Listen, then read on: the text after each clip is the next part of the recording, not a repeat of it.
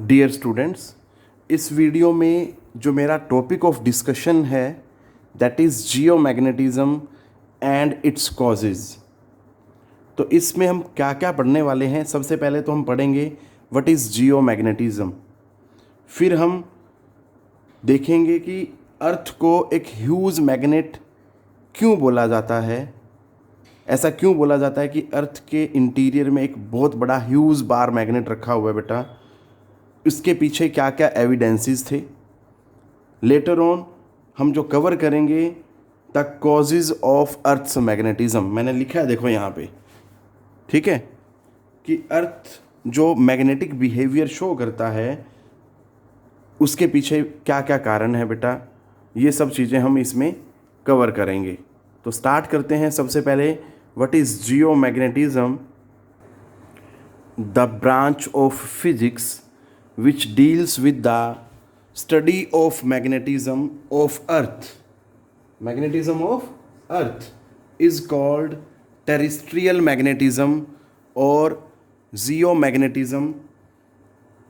ये बेटा जियोमैग्नेटिज्म की डेफिनेशन है, मतलब फिजिक्स की वो ब्रांच जो अर्थ के मैग्नेटिज्म को स्टडी करती है सिंपली, ठीक है। That is known as terrestrial magnetism और जियोमैग्नेटिज्म बेटा।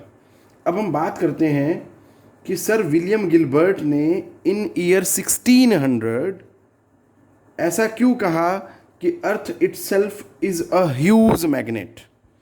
उनकी ये जो स्टेटमेंट थी वो किन किन एविडेंसेस पे बेस्ड थी, वो सब हमने डिस्कस करने हैं अब बेटा।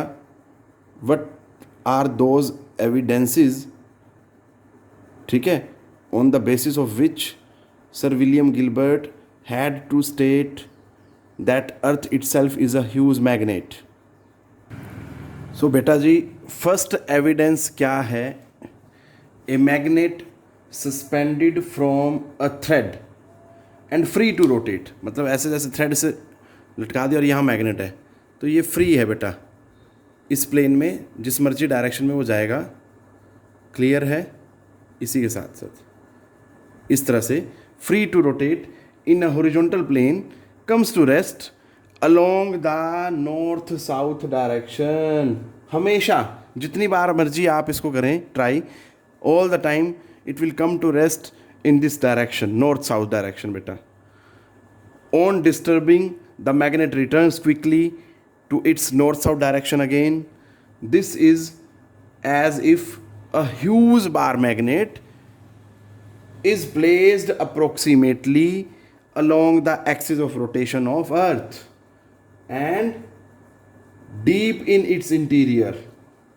ये चीज़ ध्यान देनी है बेटा। अगर मान लीजिए मैं बार बार एक मैग्नेट को डिस्टर्ब कर रहा हूँ और वो हर बार एक ही पर्टिकुलर डायरेक्शन में आ रहा है घूम के, तो इसका मतलब क्या है कि अर्थ के अंदर एक ऐसा मैग्नेट रखा है और उसकी डायरेक्शन भी कुछ इस तरह से फिक्स है कि जो अर्थ के ऊपर हम मैग्नेट को रोटेट कर रहे हैं, सस्पेंड कर रहे हैं फ्रीली, वो हमेशा रफ नॉर्थ साउथ डायरेक्शन में आ रहा है बेटा। क्लियर? तो इससे क्या है, जो अर्थ के अंदर जो ह्यूज मैग्नेट हम कंसीडर कर रहे हैं उसकी डायरेक्शन भी हमें कंसीडर करने में हेल्प मिल जाती है। नंबर 2 क्या कहता है? When a soft iron piece is buried under the surface of earth in north south direction बेटा। कोई भी आप आयरन का पीस रखें, ब्लेड रखते थे हम, छोटे होते ब्लेड रख देते हैं तो वो क्या हो जाता था, that acquire the properties of a magnet after some time. हालांकि वो मैग्नेटिज्म टेम्परेरी होता है, कुछ टाइम के बाद लॉस्ट हो जाता है, बट उस ब्लेड में या उस आयरन के पीस में क्या हो जाता है बेटा, मैग्नेटिक प्रॉपर्टीज आ जाती हैं।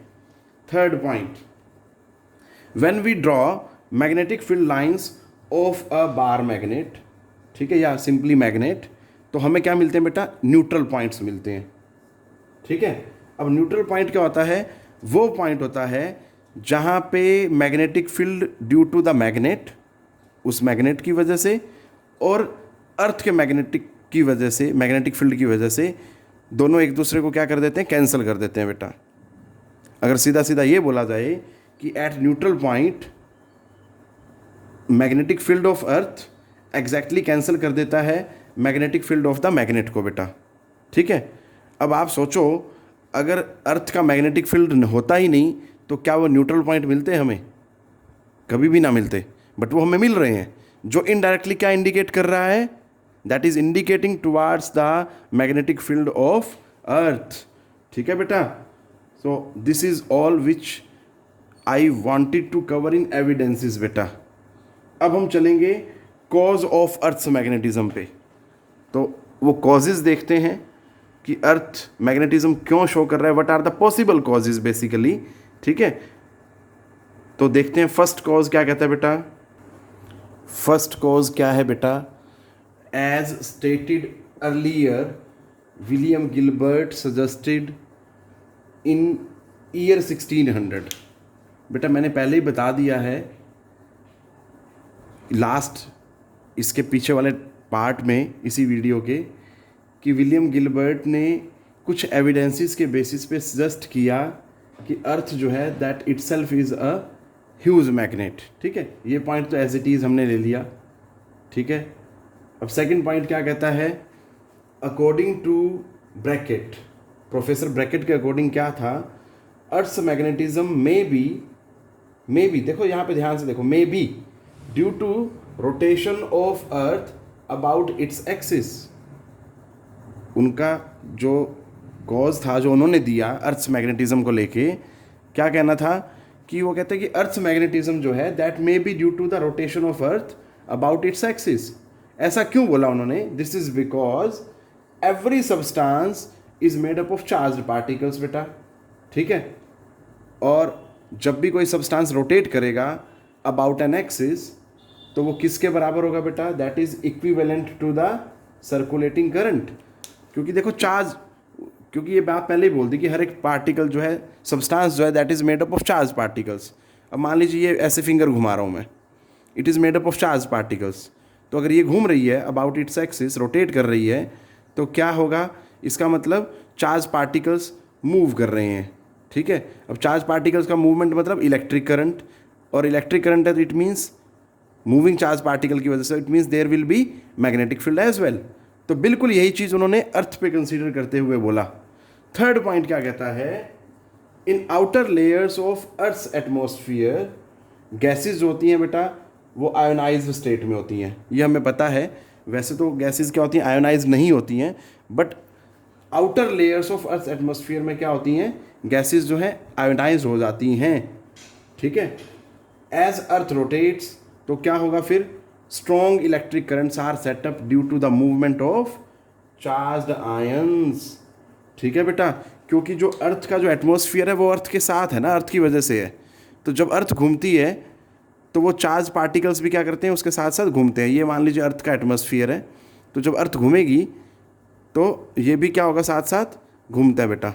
ठीक है, ये चीज़ ध्यान देनी है, क्योंकि they are under the effect of gravitational force of earth. ठीक है, जो अर्थ का एटमॉस्फेयर है। These currents might be magnetising the earth. So this is another possible cause of earth's magnetism. अब नेक्स्ट फोर्थ कॉज देखते हैं क्या है। Earth's core is extremely hot and molten, so circulating ions of iron and nickel in highly conducting liquid region of Earth's core might be forming current loops and producing Earth's magnetic field। क्या कहना चाह रहा है वो बेटा? क्योंकि हमें पता है कि अर्थ का जो कोर है उसमें जो मेटल्स हैं आयरन और निकल है, हाई डेंसिटी मेटल है, वो मोल्टन स्टेट में होते हैं।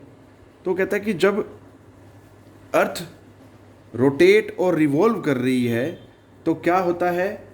There in that case there might be forming current loops, और उसकी वजह से क्या होता होगा? अर्थ का मैग्नेटिक फील्ड प्रोड्यूस होता होगा बेटा। अब ये जो हाइपोथेसिस है इसको सपोर्ट करने के लिए हमारे पास कई सारे फैक्ट्स हैं। नंबर 1, अब मून का जो बेटा कोर जो है मोल्टन नहीं है। अगर मून का कोर मोल्टन नहीं है तो उसका मैग्नेटिक फील्ड भी नहीं है। ठीक है। नंबर 2, वीनस की जो रेट ऑफ रोटेशन है वो सबसे स्लो है, तो उसका मैग्नेटिक फील्ड भी क्या है? सबसे वीक है बेटा।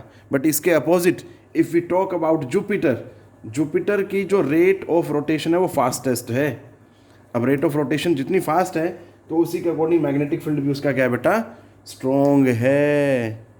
So this is all about the causes of earth's magnetism.